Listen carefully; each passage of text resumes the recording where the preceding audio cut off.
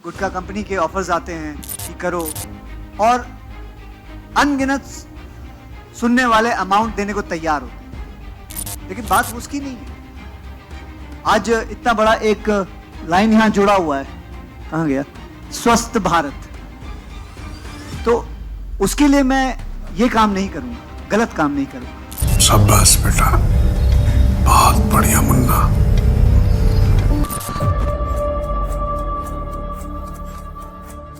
पूरी दुनिया में ये बात कही जाती है कि इंडिया के लोग जुगाड़ू होते हैं।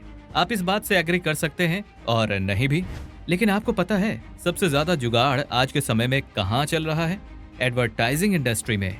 हालांकि इंडिया में नशीले पदार्थों की एडवर्टाइजिंग करना बैन है, लेकिन सरोगेट एडवर्टाइजिंग की मदद से पान मसाला जैसे प्रोडक्ट्स की एडवर्टाइजिंग जोरों शोरों से की जा रही है। अब आप कहेंगे कि पान मसाला में तो किसी भी तरह का कोई नशीला पदार्थ नहीं है, फिर हम ऐसा क्यों कह रहे हैं? क्योंकि अभी आप पूरा सच नहीं जानते, और इसी पान मसाला का पूरा सच हम आपको आज की इस वीडियो में बताने वाले हैं। और साथ ही हम देखने वाले हैं कि इंडिया में टोबैको खाने वाले लोग अब लगभग 267 मिलियन के काउंट पर पहुंच गए हैं, और लोग इन प्रोडक्ट्स के एडिक्ट क्यों हो रहे हैं, ये जानते हुए कि टोबैको खाने वाले लोगों में से हर साल 1.3 मिलियन लोगों की मौत हो जाती है। तो हमारे देश की सरकार कोई ठोस कदम क्यों नहीं उठा रही है? इन सवालों के जवाब जानने के लिए वीडियो में अंत तक बने रहिए। तो फ्रेंड्स, सबसे पहले देखते हैं कि आखिर पान मसाला में होता क्या है। पान मसाला सुपारी के साथ चूना, कत्था और कुछ अलग अलग स्वाद देने वाले एजेंट्स का मिक्सचर है। ऐसा नहीं है कि एक पर्टिकुलर तरह के लोग ही पान मसाला खाते हैं, हर तरह का इंसान इसे खा सकता है और भारत में खाया भी जाता है। अब अगर साइंटिफिकली समझे तो ये जीनोटॉक्सिन है, क्योंकि ये आपके जीन्स मतलब कि बॉडी के मेन फ्रेम स्ट्रक्चर के साथ ही छेड़छाड़ शुरू कर देता है। Ministry of health and family affairs के हिसाब से धुएं के बिना मिलने वाली प्रोडक्ट्स, जिसमें गुटखा भी शामिल है, में 3095 तरह के केमिकल मौजूद होते हैं, जिनमें से लगभग 28 केमिकल कैंसर कॉज करने के लिए जाने जाते हैं। अब आप पान मसाला के बारे में जान ही गए हैं, तो एक कदम आगे बढ़ते हैं और कार्सिनोजेंस के बारे में जानते हैं। कार्सिनोजेंस कुछ ऐसे एलिमेंट्स या एजेंट्स होते हैं जो कैंसर पैदा करने में पूरी तरह से कैपेबल होते हैं। जरूरी नहीं है कि कार्सिनोजेंस किसी एक चीज में ही मौजूद हों, वो एनवायरनमेंट में भी मौजूद हो सकते हैं। अब सूरज से निकलने वाली यूवी रेज और कुछ वायरसेस तो फेमस हैं कैंसर कॉज करने के लिए, लेकिन अगर नेचुरल मीन्स से हटकर मैन मेड कार्सिनोजेंस की बात करें तो वो आपके आसपास चलती गाड़ियों से और सिगरेट से निकलने वाले धुएं से भी होता है। ज्यादातर कार्सिनोजेंस पीड़ित की बॉडी में उसके सेलुलर स्ट्रक्चर से ही छेड़छाड़ करते हैं, जिससे हमारी बॉडी में सेल्स अननेचुरल तरीके से बढ़ने लगते हैं, और इस चीज को ही कार्सिनोजेनेसिस कहा जाता है। अब जब आप ये बेसिक्स समझ चुके हैं, तो आइए बात करते हैं तंबाकू खाना हमारी बॉडी के लिए कैसे हार्मफुल है। क्या आप जानते हैं कि भारत में कितने लोग तंबाकू खाते होंगे? फिगर्स सुनकर आपके होश उड़ जाएंगे। ग्लोबल एडल्ट टोबैको सर्वे की 2016 से 17 के अनुसार लगभग 267 मिलियन लोग जो 15 साल की उम्र से ऊपर हैं, वो टोबैको कंज्यूम करते हैं। यानी टोटल पॉपुलेशन के 29% लोग टोबैको खाते हैं, और ये आपको अलग अलग तरह के प्रोडक्ट्स में जैसे कि खैनी, गुटखा, तंबाकू के साथ पान और जर्दा जैसे फॉर्म में मिलते हैं।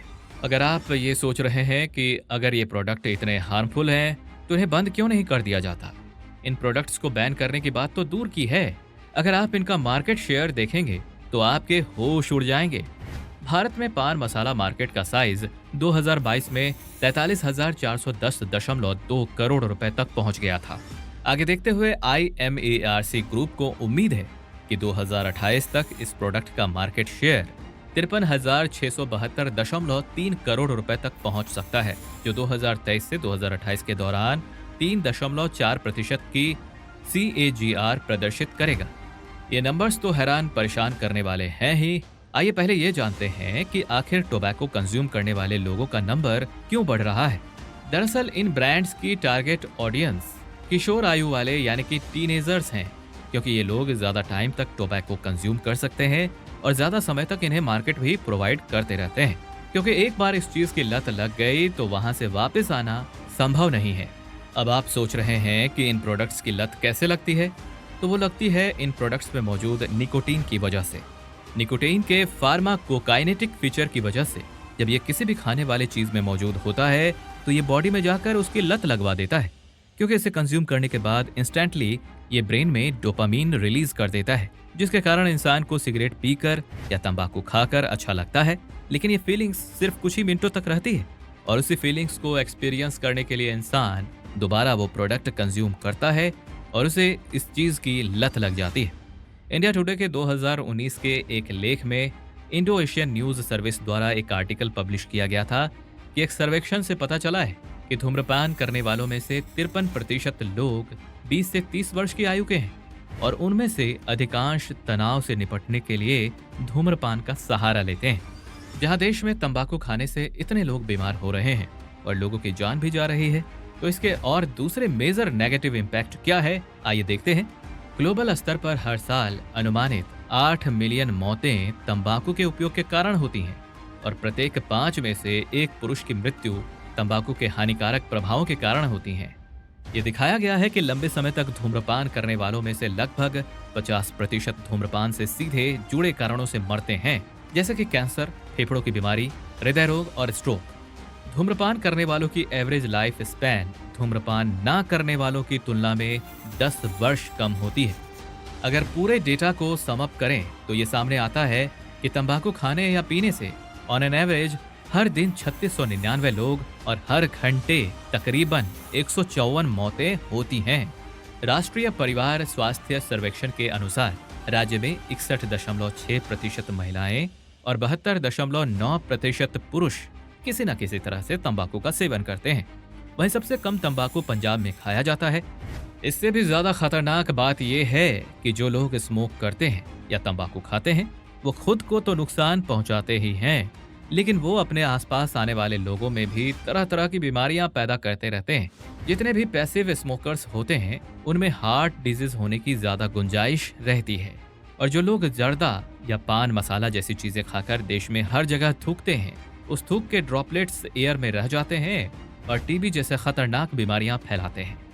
जब तंबाकू से जो भी हो रहा है सिर्फ खराब ही हो रहा है, तो आखिर लोग ऐसा प्रोडक्ट यूज ही क्यों करते हैं? तो आइए जानते हैं। हम सबको पता है कि तंबाकू हमारे लिए कितनी खराब चीज है, लेकिन फिर भी लोग इसके जाल में कैसे फंस जाते हैं। वो ऐसे कि अगर इंसान परेशान है, जैसे अगर उसे बेरोजगारी ने परेशान किया हुआ है, तो वो ऐसी किसी चीज की तरफ भागता है जहां से उसे इंस्टेंट खुशी मिले, और तब होती है उनकी लाइफ में तंबाकू की एंट्री, जो किसी भी फॉर्म में हो सकती है। ऐसी आदत का लगना पीयर प्रेशर की वजह से भी हो सकता है। घर की फाइनेंशियल कंडीशन या किसी तरह की हार्डशिप से ब्रेक लेने के लिए लोग ऐसी नशीले पदार्थों की तरफ आकर्षित हो जाते हैं। मगर ऐसा नहीं है कि लोग सिर्फ परेशानियों को भूलने के लिए ही ऐसे प्रोडक्ट कंज्यूम करते हैं।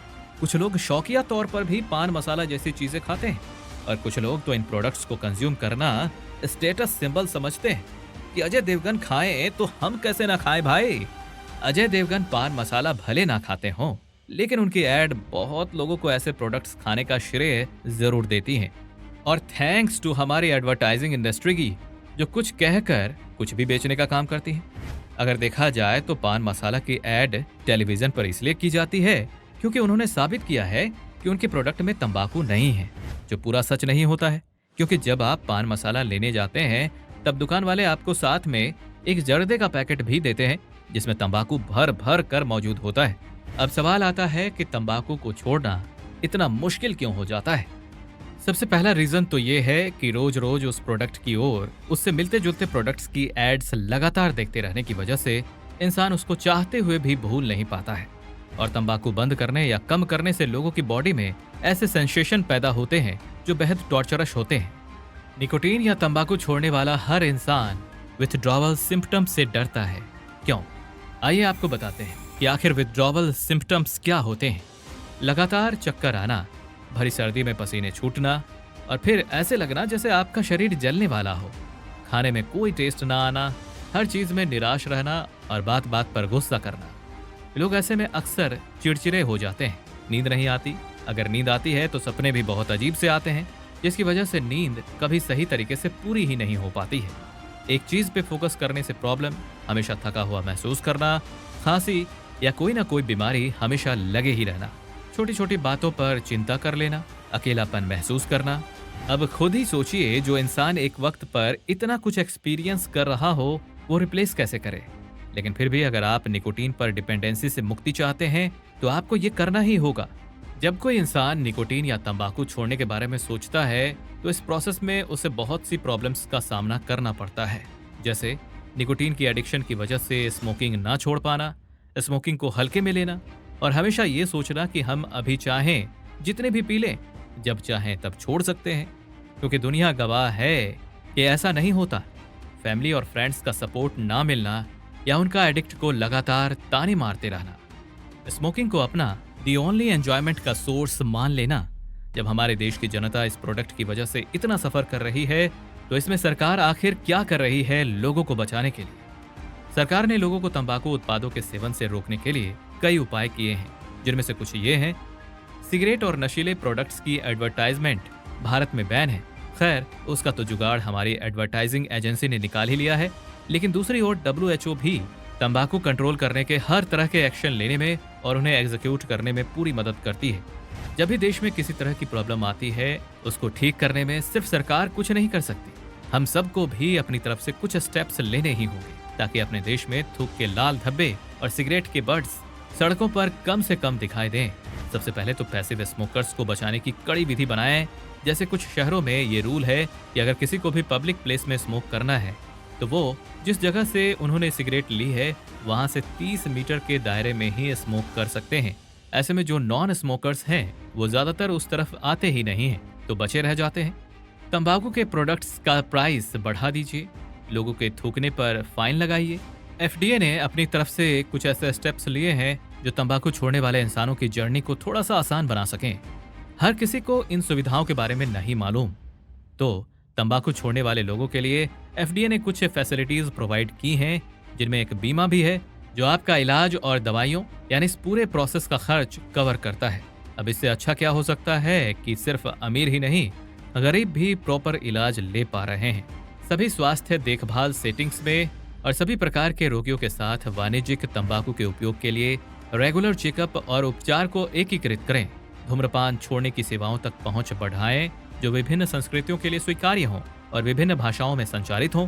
तो दोस्तों, ये है पान मसाला इंडस्ट्री का बड़ा मायाजाल, जो इसमें एक बार फंस गया तो उसका यहाँ से निकलना मुश्किल ही नहीं, नामुमकिन भी हो सकता है। लेकिन इस वीडियो के जरिए हमने कोशिश की है कि देश की इस बड़ी प्रॉब्लम को एड्रेस करने की, जिसकी कोई बात नहीं कर रहा, लेकिन आने वाले समय में तंबाकू भारत में एक खतरनाक बीमारी लेकर आ सकता है।